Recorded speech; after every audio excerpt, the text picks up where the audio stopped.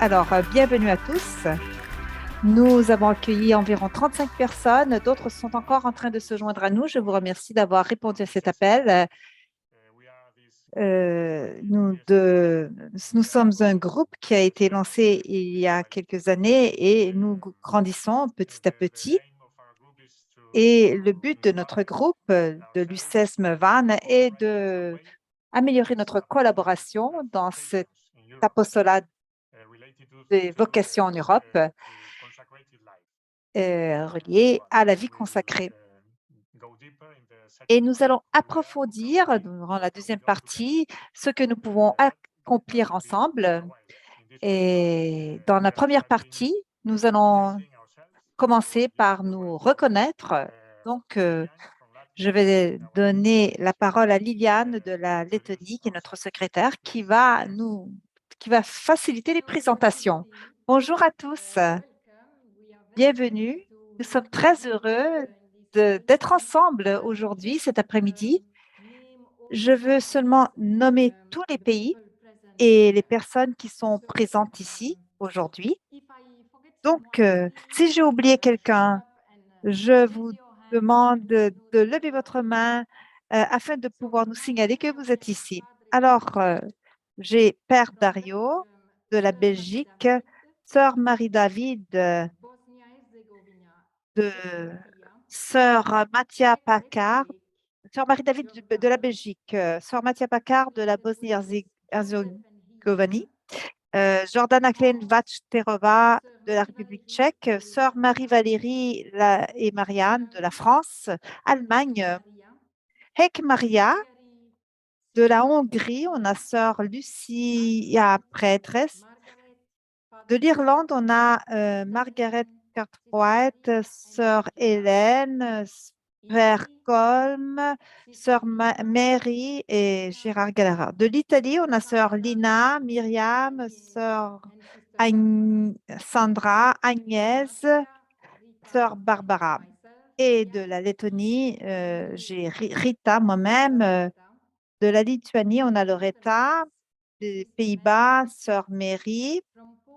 De la Pologne, Sœur Anna et Sœur Dorota, ainsi que Père Jan et Maciek. De la Roumanie, nous avons Gabriela, Monica et Lucia. De la Slovaquie, on a Pavol et Père Joseph. De la Slovénie, nous avons Sœur Katia. De l'Espagne, nous avons Jorge, Alfonso, Maria José, Aileen et Luis Manuel. De l'Écosse, nous avons Kathleen, Teresa, Margaret. Et de la Suisse, nous avons Claire. Nous avons aussi le président de Lutzles, Père Yanis de la Lettonie. Et je pense d'avoir couvert tout le monde. Alors, merci beaucoup. Nous laissons la parole au Père Janis, notre président. Je vous remercie, Père Yanis. Je pense que la chose la plus importante que je souhaiterais dire est de vous remercier pour avoir dédié le temps nécessaire pour travailler ensemble, faire l'effort pour développer cette, ce sujet qui est aussi important que celui de les vocations. Alors, je sais que chacun d'entre vous ont pris un, un petit, un petit peu de son temps pour le dédier au thème des vocations. Et cette initiative du ministère des vocations européennes est plutôt nouveau. Ça prend de l'énergie, de la patience, et afin de pouvoir accomplir les objectifs qu'on s'est fixés. Et donc, je suis très heureux de pouvoir vous accueillir et de voir les efforts que vous investissez dans cette initiative. Donc, je vous remercie d'être avec nous et de penser, de prier et d'œuvrer au sein des vocations. Je pense que je vais m'arrêter ici afin de ne pas euh, m'éterniser, mais je pense que le sujet d'aujourd'hui nous tient tous à cœur. C'est tellement important et donc c'est bien de rentrer dans le vif du sujet afin de pouvoir s'inspirer les uns des autres à partir aussi de ce que sœur Nathalie souhaitera nous communiquer. Alors, merci. Euh, alors, sœur Anne va maintenant présenter une prière.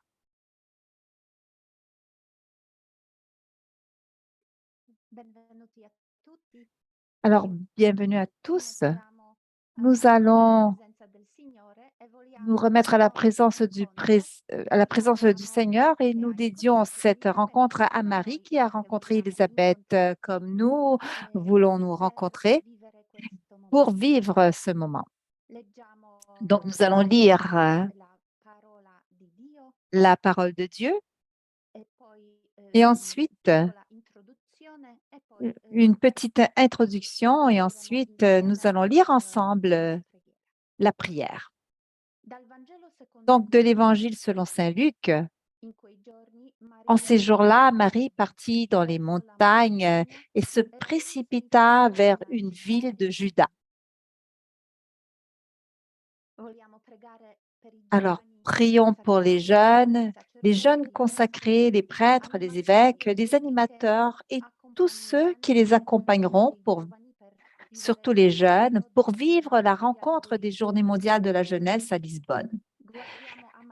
Nous allons voir Marie qui se lève et se met en route, car elle est certaine que les plans de Dieu représentent le meilleur projet possible pour sa vie. Alors Marie devient temple de Dieu, image de l'Église en chemin. Une Église qui sort et qui se met au service d'une Église porteuse de bonnes nouvelles. Prions.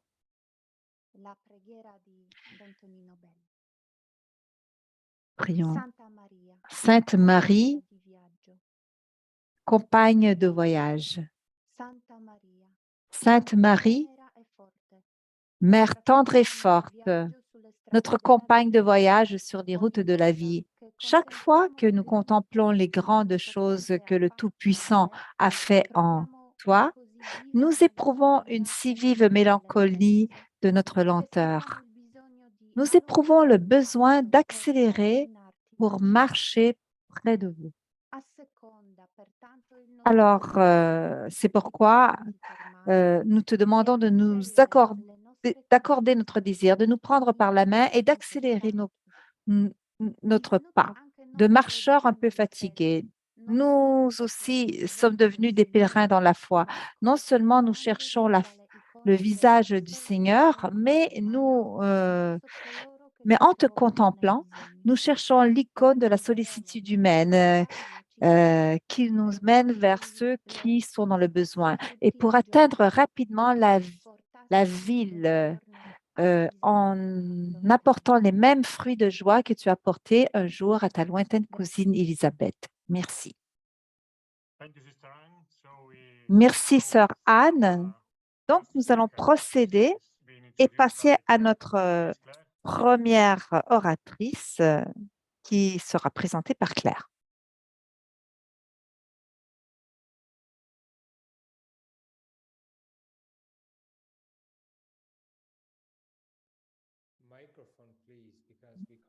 Il faut allumer le micro parce que nous ne pouvons pas entendre les propos de Claire. Voilà, je recommence. Voilà, nous accueillons donc sœur Nathalie. Alors, Sœur Nathalie qui est sous-secrétaire du synode depuis 2021. Je pense que vous la connaissez toutes. Elle est répertoriée parmi les 100 femmes les plus célèbres par la BBC l'an dernier. Sœur Nathalie Beccard est née en 69, elle a donc 54 ans. Elle a fait des études d'abord d'école de commerce et ensuite, en entrant à la Xavier, la missionnaire Xavier, elle a fait les études de théologie. Ensuite, elle a continué des études, au cours de son cursus en sociologie, puis en ecclésiologie. Au niveau des responsabilités, sœur Nathalie a travaillé, chez les scouts et les guides de France pendant 3 ans. Elle a travaillé à l'aumônerie des étudiants de Créteil. Elle a travaillé comme, directrice du service national d'évangélisation, des jeunes et des vocations en France. Voilà un petit peu le panel. Les jeunes ne l'ont jamais quitté, depuis une trentaine d'années.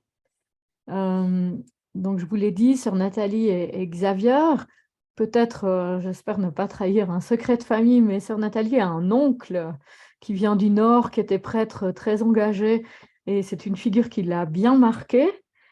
Et puis peut-être si on doit, retenir, 4, adjectifs, qualités, qualificatifs de Nathalie, je dirais: c'est une bosseuse, une grande travailleuse, infatigable, au travail, une femme de contact qui aime mettre les gens ensemble, cultiver son réseau et qui a une capacité de mise en relation des uns et des autres et de communiquer énorme. Une femme, amoureuse de l'Église qui désire, construire et faire grandir, l'Église. Et puis je dirais une femme, rigoureuse dans le sens où elle tient sa ligne et ses objectifs. Elle vous dira, voilà, le cœur du cœur de ce qui l'a fait vivre et elle ne changera pas. Voilà, et peut-être aussi vous dire que sœur Nathalie a eu l'occasion quand elle était plus jeune de faire une expérience aussi de coopération au Liban, qui l'a bien marquée dans sa connaissance, du monde, plus large que le monde francophone. Voilà, sœur Nathalie, à toi la parole. Nathalie va parler en anglais. Merci. It's really a pleasure to be with Merci, c'est un plaisir d'être avec vous, de reconnaître plusieurs visages et d'en voir plusieurs nouveaux. Et donc, je reconnais plusieurs d'entre vous qui œuvrent au niveau des vocations, Luis Manuel et d'autres. Donc, je vous remercie d'avoir organisé cette rencontre. Je vais essayer de partager mon écran parce et malheureusement, je m'excuse pour la connexion parce que je suis à l'aéroport. J'espère que vous allez pouvoir m'entendre et qu'il n'y aura pas de problème. Est-ce que tout fonctionne? Est-ce que vous m'entendez? On vous entend, oui, mais on ne peut pas vous voir. La voix coupe cependant. Et maintenant, on va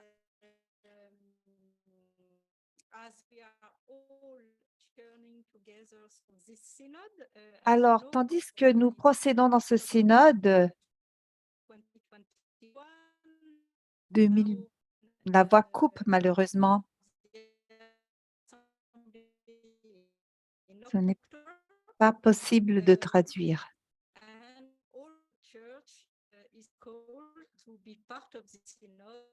Alors, toute l'Église est appelée à faire partie du synode.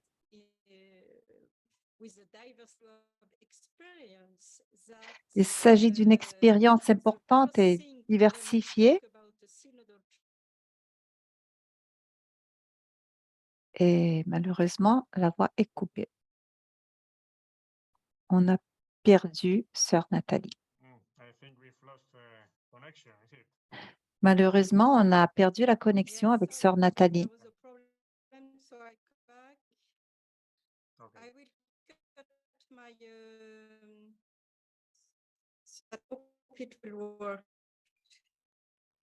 So a synod church is a style of the synod, and I think that's all what I have learned in youth ministry. Alors, je Everything pense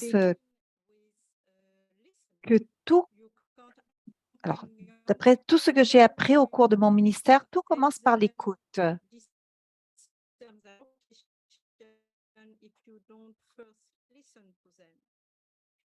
Alors, on doit commencer par l'écoute. On va commencer par 1 minute de silence pour réfléchir à ce sujet. qui, qui est, qui est celui de la vocation. Quels sont les liens que vous faites lorsque vous pensez aux vocations et à la vie consacrée? Donc, après une minute, je vais vous inviter à écrire vos impressions dans le chat. Donc, je vous prie d'observer une minute de silence pour réfléchir à la question qui est affichée à l'écran. Alors, quel lien voyez-vous entre synode, vie consacrée et vocation? Quelle est la question principale qui vous vient à l'esprit lorsque vous réfléchissez à ces sujets?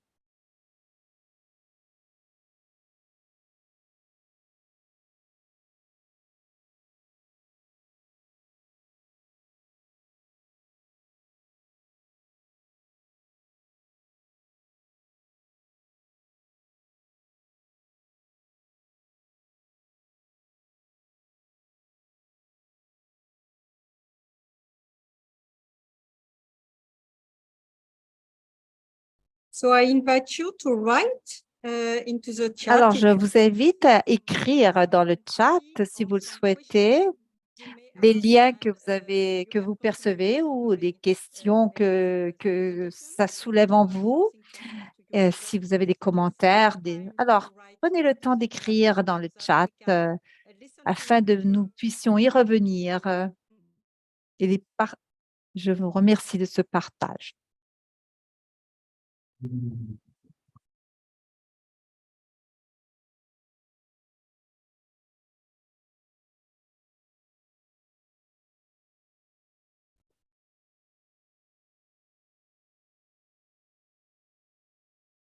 So to introduce my presentation and my Alors, reflection on pour commencer ma présentation, j'aimerais partager avec vous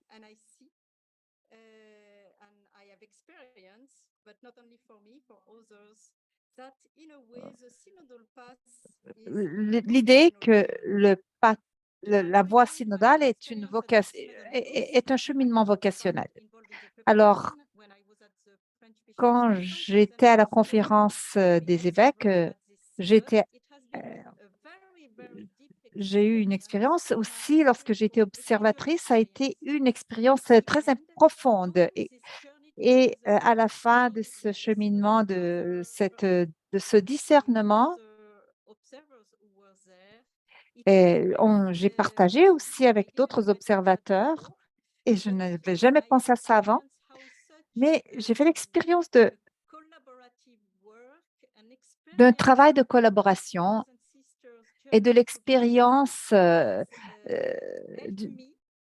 et cette expérience faite avec d'autres frères et sœurs m'a aidé à mieux cerner ma propre identité, ma propre vocation. Bien sûr, nous avons chacun d'entre nous a une vocation en tant que sœur ou prêtre ou frère, mais c'est jamais fini.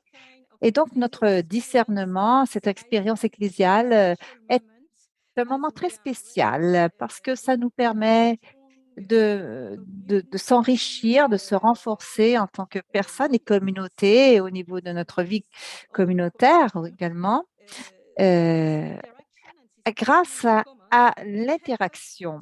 Ça nous aide à approfondir notre propre vocation. Il y a plusieurs histoires qui sont tirées de ce synode. On a reçu plusieurs retours, par exemple, des équipes synodales. Vous savez, dans plusieurs pays, les prêtres sont plutôt réélus, ils craignent les consultations synodales. Donc, souvent, ils sont en retrait, mais lorsqu'ils participent, lorsqu'ils en font l'expérience, ils font l'expérience de cette écoute mutuelle, de ce cheminement commun.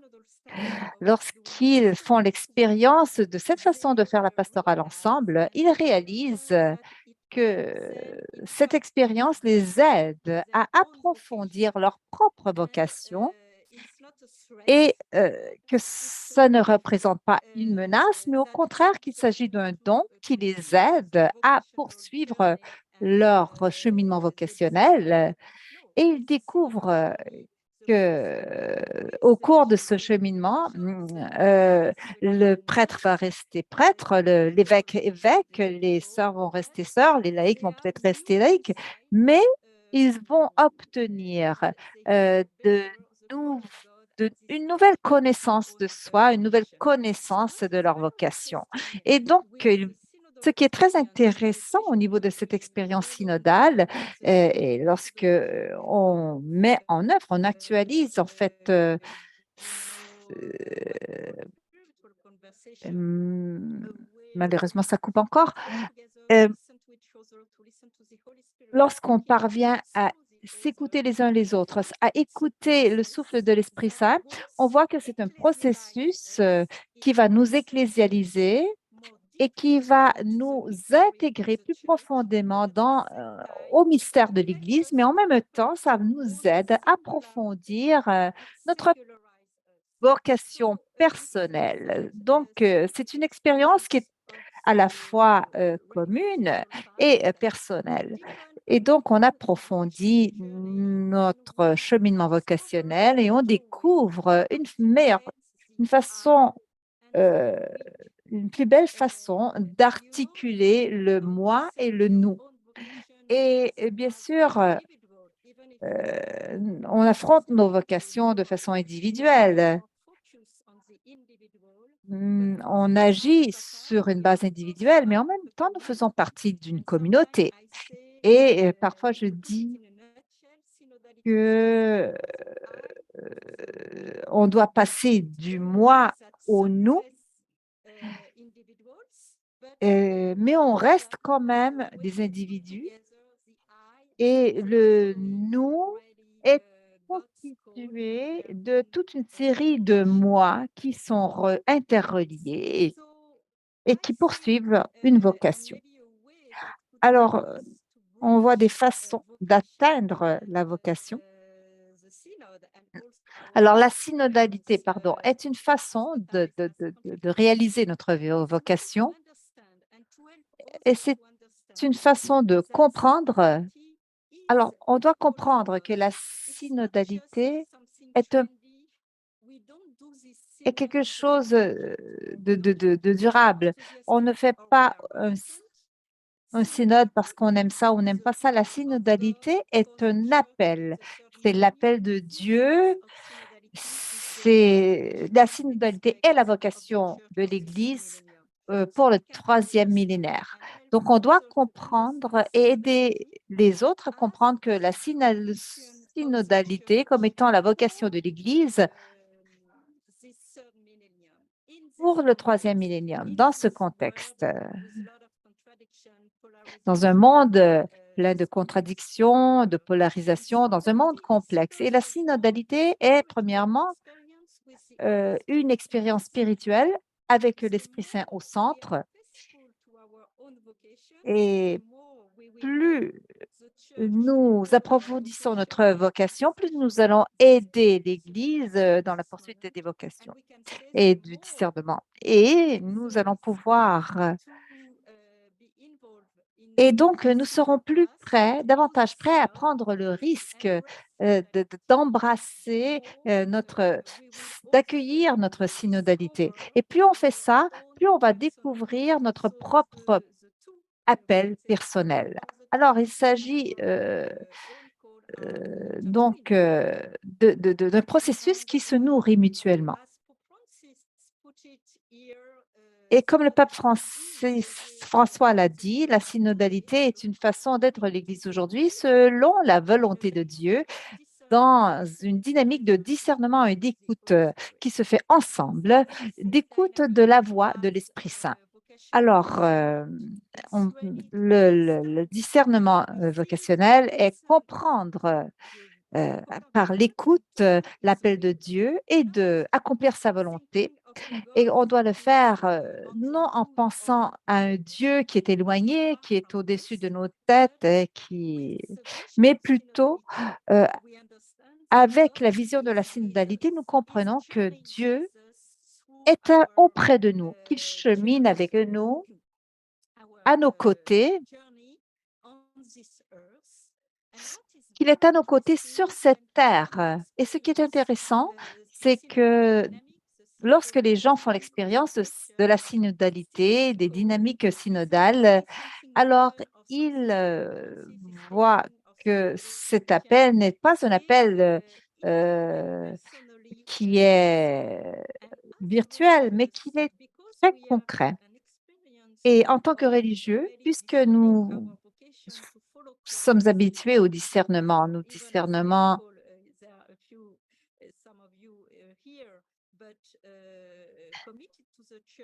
et nous sommes engagés dans l'Église, ça veut dire que nous découvrons d'une façon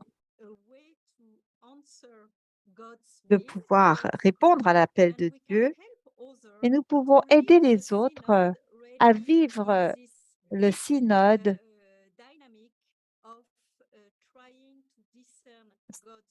selon une dynamique qui tend à chercher à discerner la volonté de Dieu. Donc, la prière, l'écoute de la parole de Dieu est une direction, si on peut dire. C'est une dimension spirituelle qui est fondamentale et je pense que c'est très important que les religieux et les religieuses, que les personnes comme vous qui sont impliquées dans le ministère des vocations puissent euh, entreprendre la dimension spirituelle du synode, peuvent entreprendre leurs activités vocationnelles. Alors, en plus de la synodalité, on a aussi la vision des vocations et avec la synodalité, on est appelé à être une église en déplacement, une église en mouvement pour mener pour le peuple de Dieu.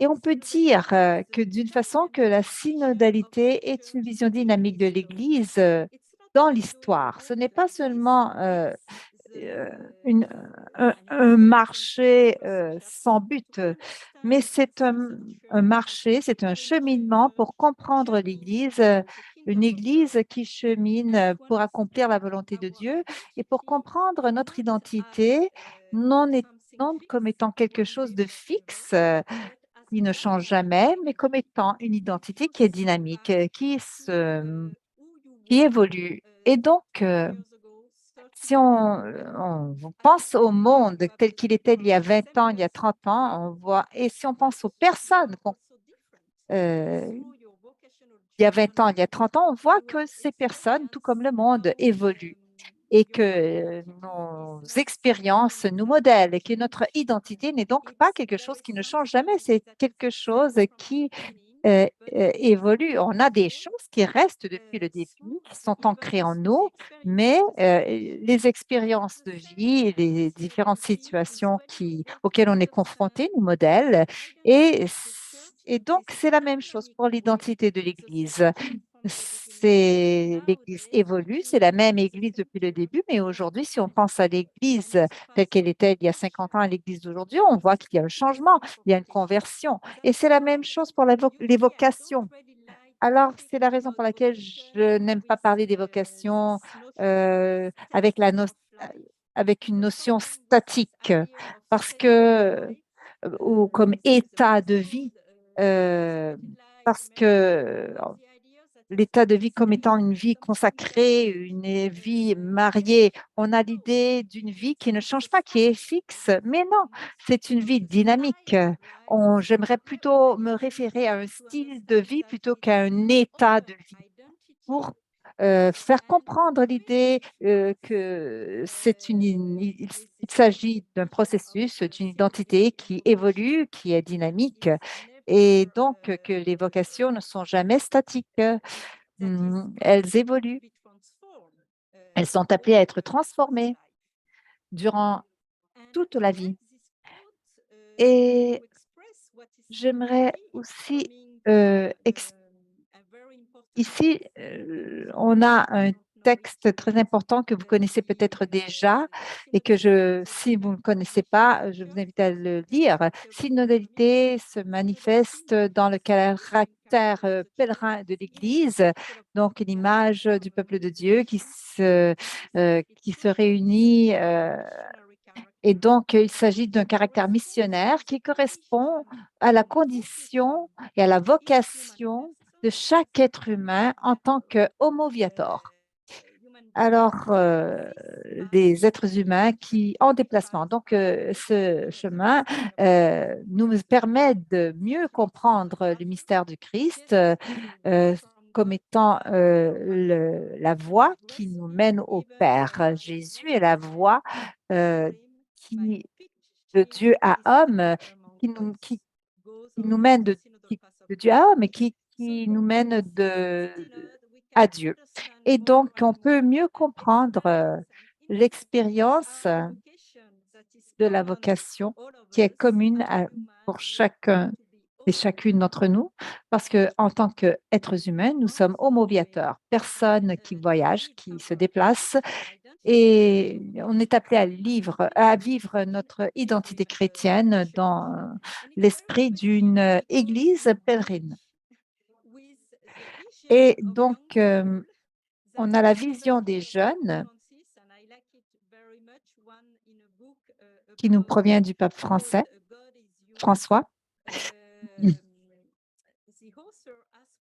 Alors, le pape François nous dit, lorsqu'on pense aux jeunes, qu'est-ce qui nous vient à l'esprit? Le pape François nous dit, je vois un garçon, une fille qui cherche sa voie, qui entre dans la vie avec les yeux bien ouverts.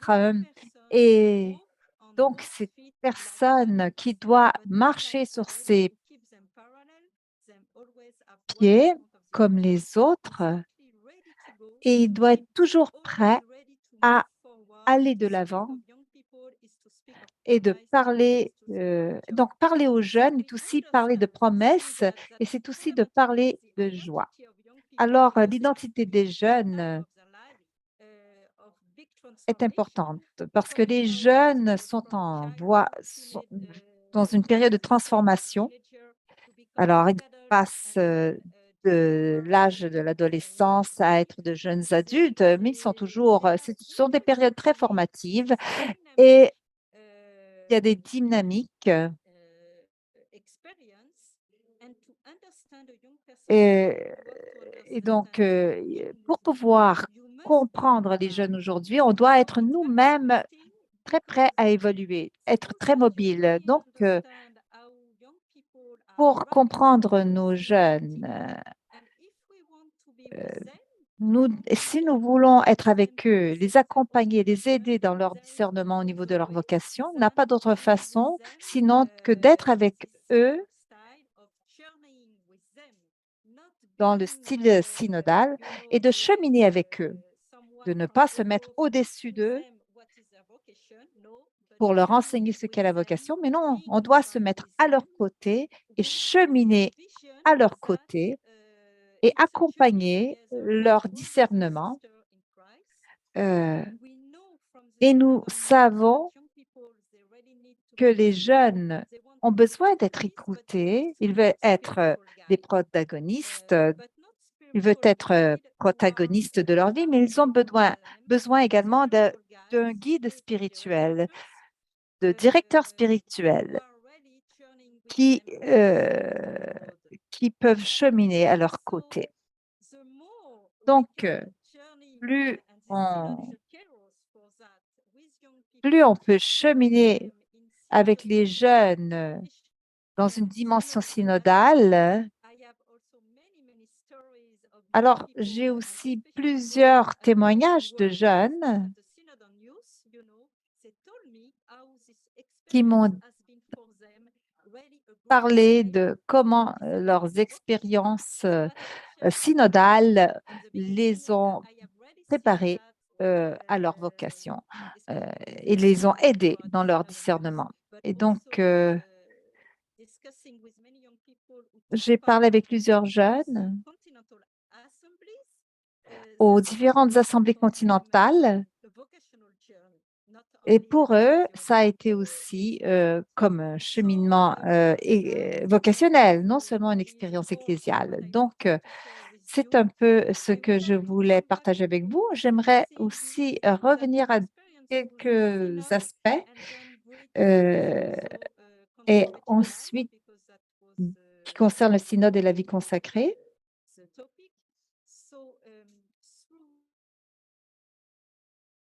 Non, malheureusement, on ne l'entend plus. Heu, alors si vous avez lu des doc je vous invite à lire les documents qui sont suggérés et très bientôt, vous recevrez d'autres documents préparatoires à l'assemblée de octobre, mais le but n'est pas d'écrire des documents, même si les documents sont importants, mais c'est vraiment de pouvoir poursuivre, notre cheminement avec les mêmes, questions, suprêmes. Alors comment, ce cheminement, en s en co en s s'accomplit-il, ce cheminement, dans un processus synodal? Et ce qu'on voit, c'est que la synodalité est vraiment, une question d'étape par étape, un pied après l'autre. Et c'est la même chose au niveau du discernement vocationnel. On a des étapes qu'on doit, poursuivre, on doit intégrer, la, notion de gradualité et on doit aussi réfléchir,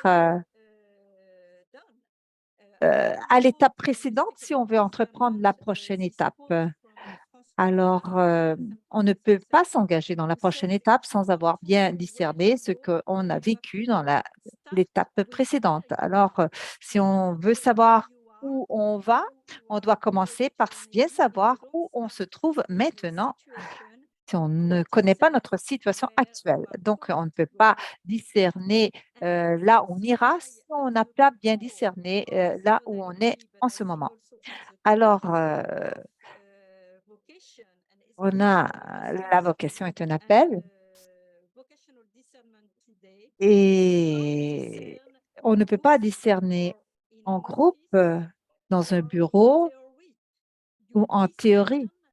On peut discerner à travers l'expérience. Et ce qu'on voit au synode,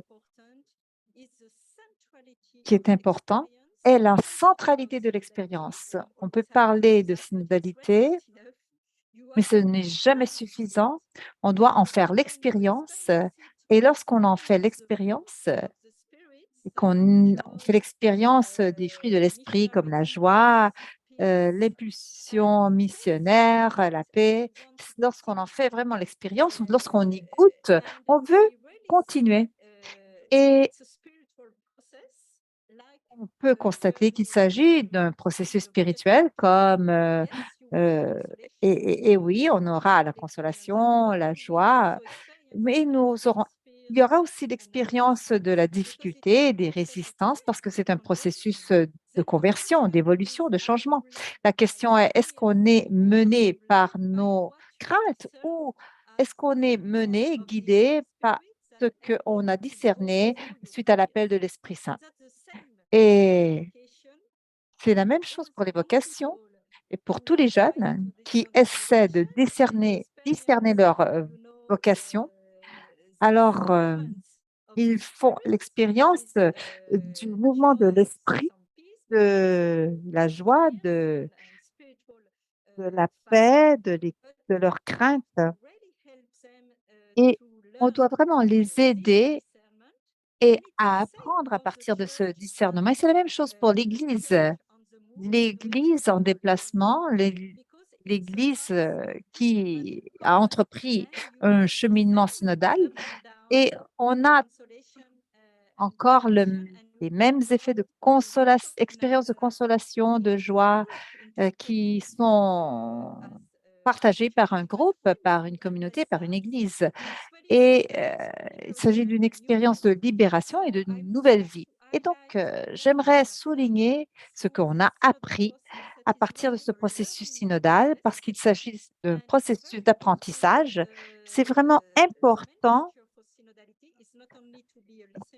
parce que nous devons non seulement être une Église qui écoute, mais nous devons être aussi une Église qui apprend. Si on veut guider les jeunes, on doit être aussi être capable d'apprendre, apprendre les uns des autres, même le pape. Et on doit demander à notre directeur spirituel, on a beaucoup, même si on est directeur spirituel ou autre, on a beaucoup à donner, mais on a encore beaucoup à apprendre parce que l'art du discernement est un processus qui ne se termine jamais. Et donc, on doit commencer à partir de notre situation actuelle. C'est le point de départ. Et les points de départ sont différents pour chacun d'entre nous. Et lorsqu'on accompagne des gens dans leur voie vocationnelle, nous devons constater leur point de départ. On doit reconnaître qu'il s'agit d'un processus graduel qui se fait étape par étape.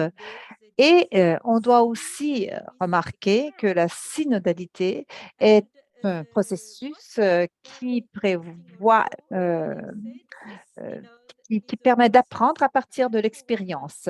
Le synode aussi est une question d'intégration personnelle. Euh, Et aussi, le synode est un processus d'autonomisation, d'épanouissement pour les baptisés. Nous devons aider tout le monde à comprendre comment accomplir leur cheminement en tant que disciples synodales. Et plus on s'engage dans cette voie, plus on reconnaît les valeurs et on peut discerner son propre charisme et son propre appel. Donc, on voit que la synodalité est une voie créative et ouverte, mais en même temps, ce n'est pas facile parce qu'en général, on préfère connaître la voie dans laquelle on s'engage, on préfère connaître le chemin plutôt que de prendre un- des chemins qu'on ne connaît pas et qui sont pleins de surprises. Donc, le synode est une façon d'avancer. Et c'est une façon de recevoir le deuxième concile du Vatican. Et le concile a inclus une vision, malheureusement, on entend très très mal.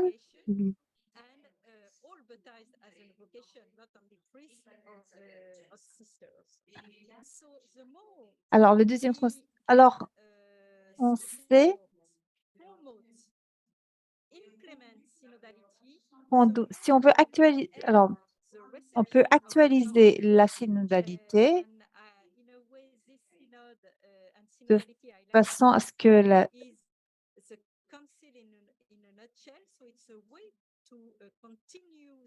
the reception of the council and alors, le concile, en quelques mots, c'est une façon de recevoir le concile, of the culture of de vocation proposer une vision, une culture des vocations.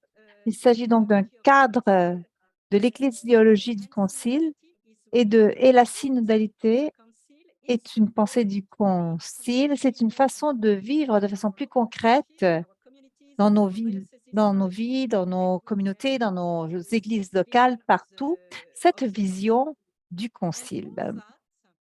Et ceci étant dit, je souhaiterais souligner encore une fois et vous inviter à proposer l'expérience de la synodalité avec de cette conversion spirituelle parce que, il y a plusieurs façons de faire ça. Si vous avez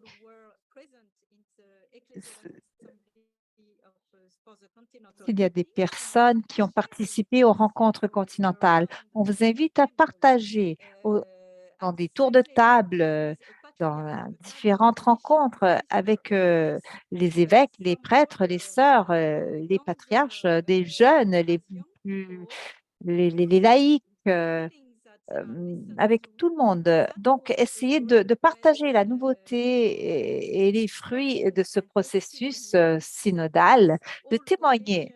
euh, Parce que toutes les vocations dans une église synodale sont reconnues, sont perçues comme étant une recherche. Il s'agit donc d'une vision qui reflète l'idée d'un échange de dons.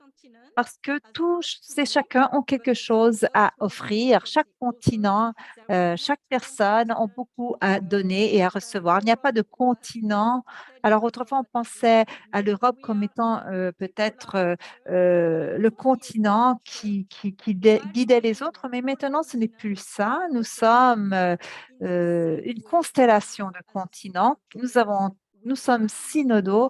Nous valorisons toutes les vocations, toutes les contributions, mais le défi est que chaque église locale, chaque continent, chaque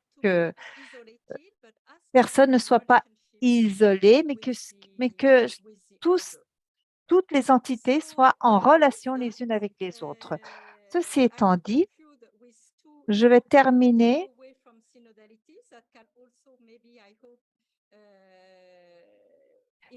par quelques idées à emporter avec vous au niveau de la synodalité afin que vous puissiez être inspirés au cours de votre et que vous pourriez aussi inspirer vos communautés. Alors, nous apprenons toujours davantage dans ce processus de synodalité. Nous apprenons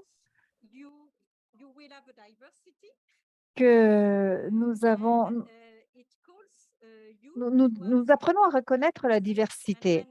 Et nous apprenons aussi à justement gérer cette diversité, à l'accueillir comme étant un moyen d'obtenir l'unité.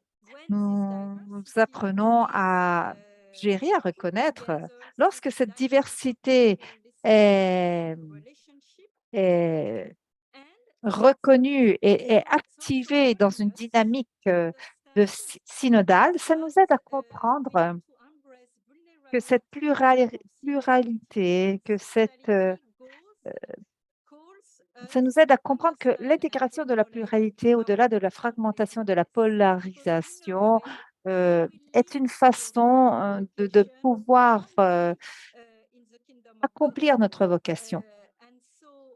Parce que l'accomplissement de notre vocation est l'accomplissement de la volonté de Dieu. Et nous faisons l'expérience de nos limites. Nous voyons que nous sommes vulnérables, incomplets, et on doit aussi tenir à l'esprit notre dimension eschatologique avec humilité, et nous devons aller de l'avant petit à petit le long de la voie de la conversion. Donc, avec cette vision de la synodalité,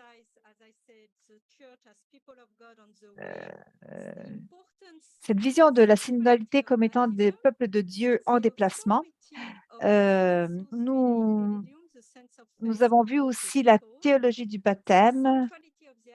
On a vu aussi l'autorité du sensus Dei Fidelium. On a vu aussi l'action de l'Esprit Saint. On a parlé aussi de la diversité des charismes. Et on a aussi la vision de l'Église relationnelle qui est basée sur une anthropologie de relations, ce qui veut dire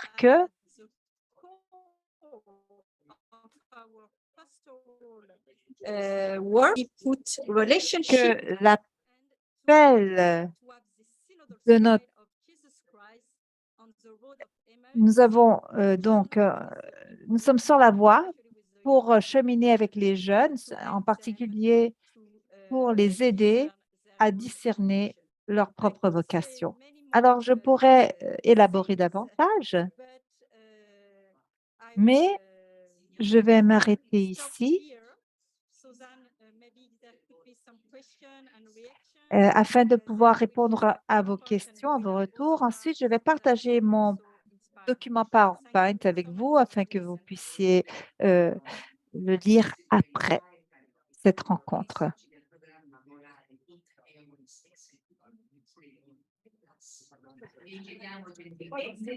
Je vais prendre la parole en français. Nous allons changer. Un très grand merci Nathalie d'avoir essayé en peu de temps de nous plonger dans ce mystère de la synodalité qui nous ouvre bien des pistes, notamment pastorale. Un très grand merci pour ton départ en avion et tout ce que tu as à faire de prendre ce temps avec nous. Nous en sommes tous très touchés, merci. Mais on sait combien tu aimes la vie consacrée et combien tu es en communion avec nous tous. Alors, nous avons un temps possible d'échange avec sœur Nathalie et on vous propose simplement de pouvoir écrire questions, réactions dans le chat.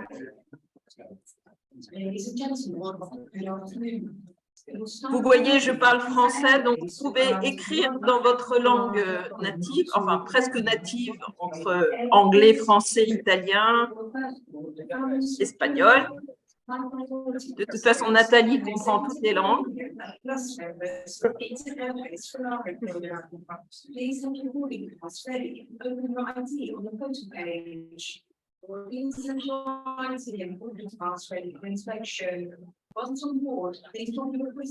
Peut-être que je commencerai par une question, Nathalie.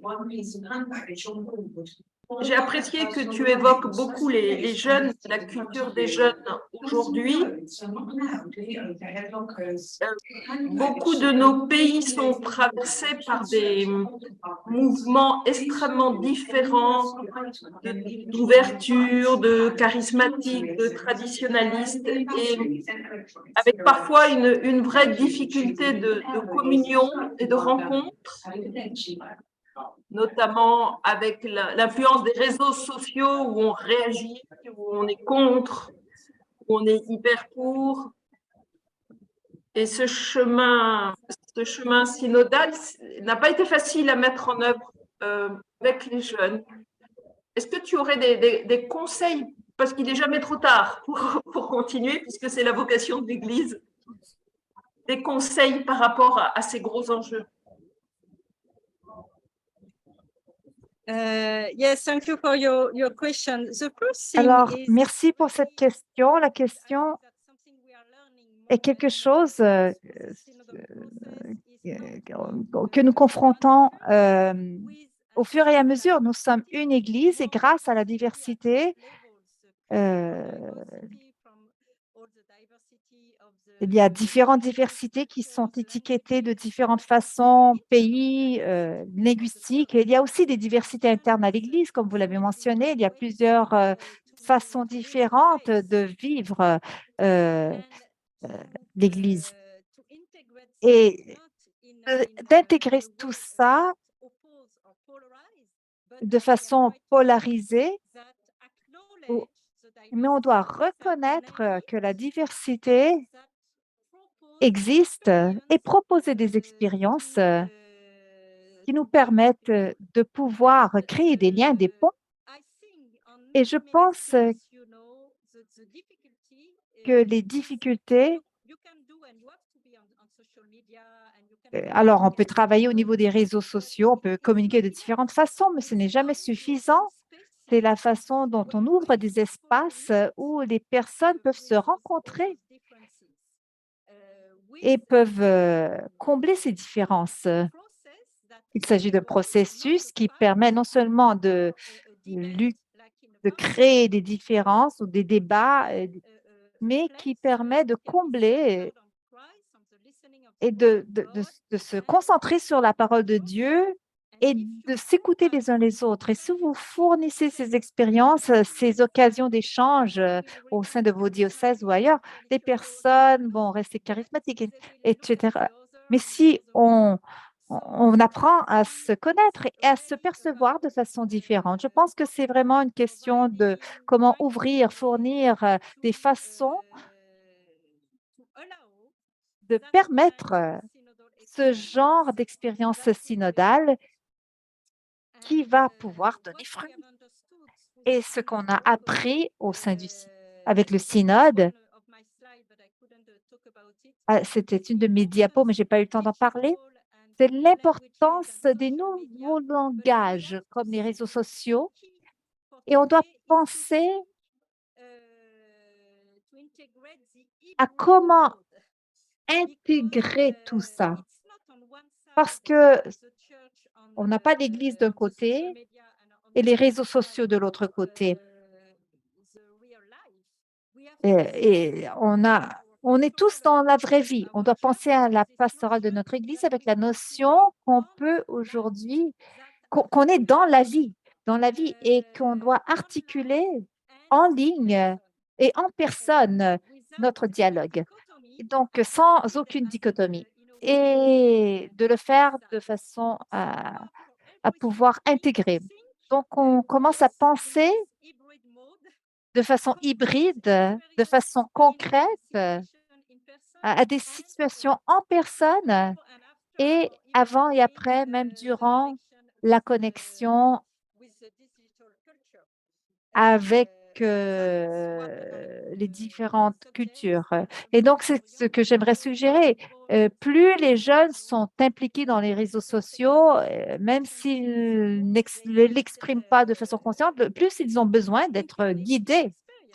Ils ont besoin d'expériences en réelles, en personne. Hmm. Nathalie, il y a une question dans le chat justement sur cette différence entre l'état de vie et le style de vie, pour que tu puisses un peu développer ce point qui est particulièrement intéressant parce que l'Église parle tellement souvent des états de vie. Yes, alors, I think really Oui, je pense qu'il y a un déplacement en tant que nous, personnes consacrées. Alors, avec la synodalité, ce qu'on a appris, compris, c'est qu'il y a un réseau. La synodalité est une ecclésiologie intégrale. C'est une vision globale, mondiale.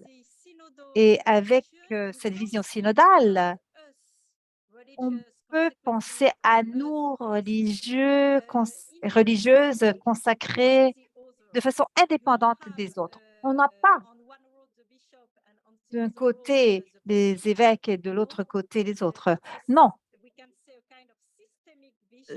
il s'agit d'une vision systémique dans laquelle nous sommes tous interdépendants.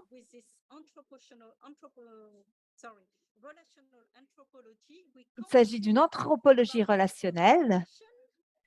Alors, on ne peut pas percevoir la vocation des autres sans connaître notre propre vocation. On doit intégrer.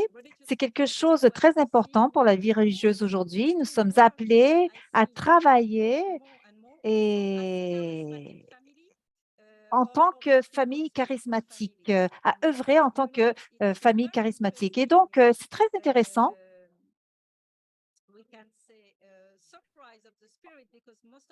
On est ouvert à être surpris par l'esprit parce que rien n'est planifié. Alors, plusieurs congrégations aujourd'hui s'associent avec les laïcs pour collaborer à différents niveaux. Les expériences s'enrichissent. Il s'agit d'une famille charismatique qui partage un même charisme, une même spiritualité. Et nous comprenons aussi, nous provenons de l'idée selon laquelle les consacrés étaient au-dessus, accompagnent les autres. Mais maintenant, Avec cette vision synodale, après le concile, nous sommes appelés à comprendre notre vocation selon une vision de mutualité et de réciprocité. Nous avons beaucoup à recevoir et apprendre à partir des laïcs et d'autres entités, des personnes mariées, si on est des sœurs, des prêtres. Et nous pouvons penser à nous-mêmes sans situer notre vocation, sans situer notre vocation au sein d'une circularité de vocation.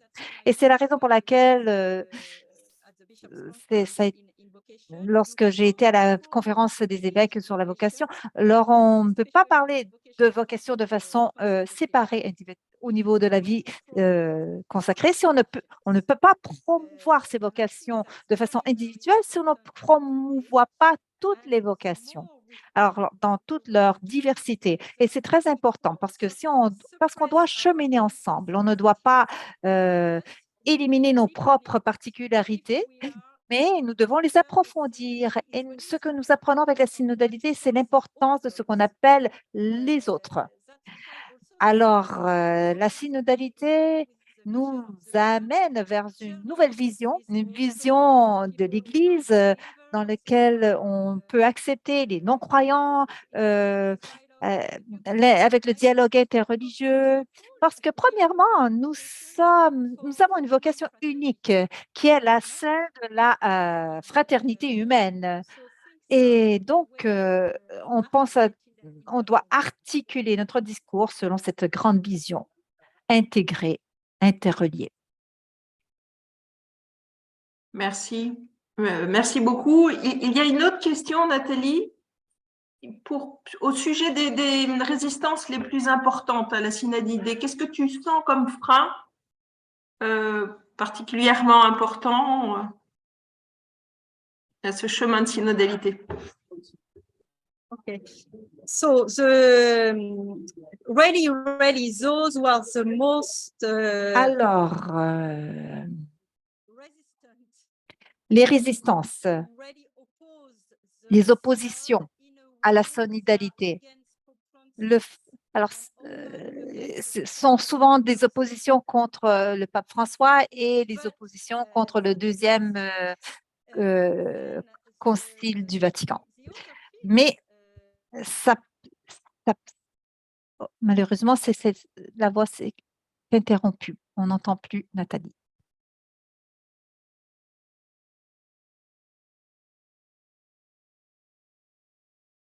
I think there's a problem. Yeah. No connection. Il y a un problème, il n'y a plus de connexion.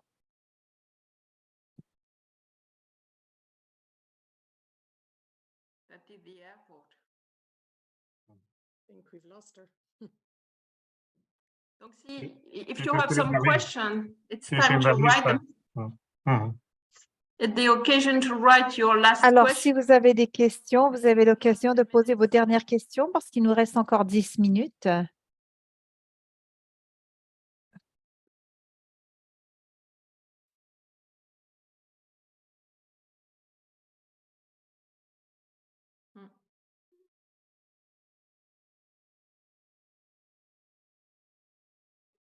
Sorry, there was Je m'excuse, j'ai été interrompue. Alors, je parlais des deux dimensions, la dimension horizontale, synodale, et la dimension hiérarchique, verticale, qui fait également partie de la structure de l'Église.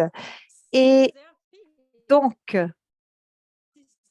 it's true by priests and bishops who can be afraid that there will be what they il will peut become y avoir des éléments qui peuvent craindre cette dimension horizontale. Ils ont peur de perdre leur identité d'évêque et de prêtre, mais on apprend qu'on ne perd pas notre identité, c'est juste qu'on assume un nouveau style de leadership, un leadership qui n'est pas basé sur un mouvement vertical, mais horizontal.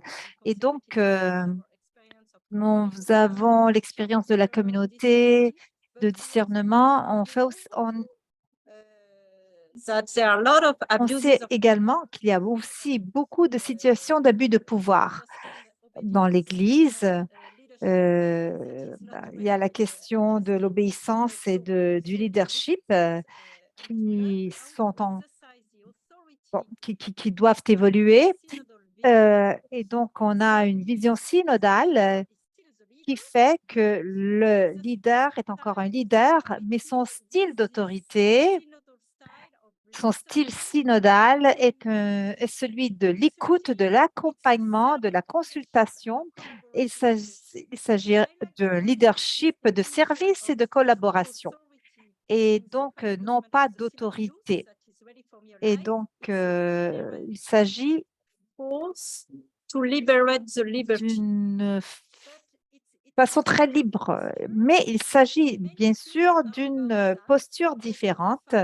Il y a de la résistance à cette posture, mais si en fait on fait l'expérience de ce style de leadership en appliquant l'écoute, la consultation, en essayant d'atteindre le consensus, on aura beaucoup plus d'impact parce que nos décisions seront meilleures, elles seront beaucoup mieux reçues aussi. Et donc, vous savez, les craintes les plus importantes sont celles qui touchent les sujets où on a l'esprit qui travaille vraiment. Et c'est vrai qu'avec la synodalité, vous savez, c'est un appel une voie de conversion pour chacun, mais c'est aussi un appel de leadership parce que ça nous demande d'aborder une nouvelle posture de leadership. Il y a des formations à ce sujet. Alors, la formation est très importante. Et donc, c'est un appel qu'on lance à tous les niveaux d'intégrer la formation à tous les niveaux parce que nous devons établir une nouvelle culture, une nouvelle culture. Il s'agit aussi d'une formation spirituelle, une façon nouvelle d'apprendre la théologie, d'actualiser la théologie, de vivre la théologie. Alors voilà, on a perdu Nathalie encore une fois.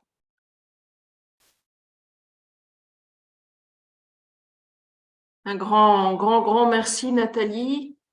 Est-ce que l'une ou l'autre question, je ne vois pas d'autres questions dans le chat, si ce n'est des remerciements.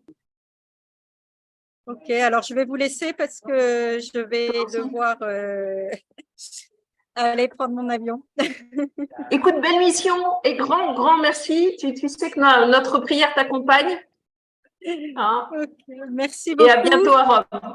Voilà, et je veux bien, parce que je n'ai pas pu voir toutes les questions et tout ce que vous avez mis, si vous pouvez m'envoyer le chat parce que j'ai plus accès. Oui, d'accord. Super. Merci Nathalie. Grazie mille, arrivederci. Merci à tous. Au revoir. Bye bye. Merci Nathalie. À bientôt au JMJ. Merci. Oui, au JMJ, on sera là. Bye bye.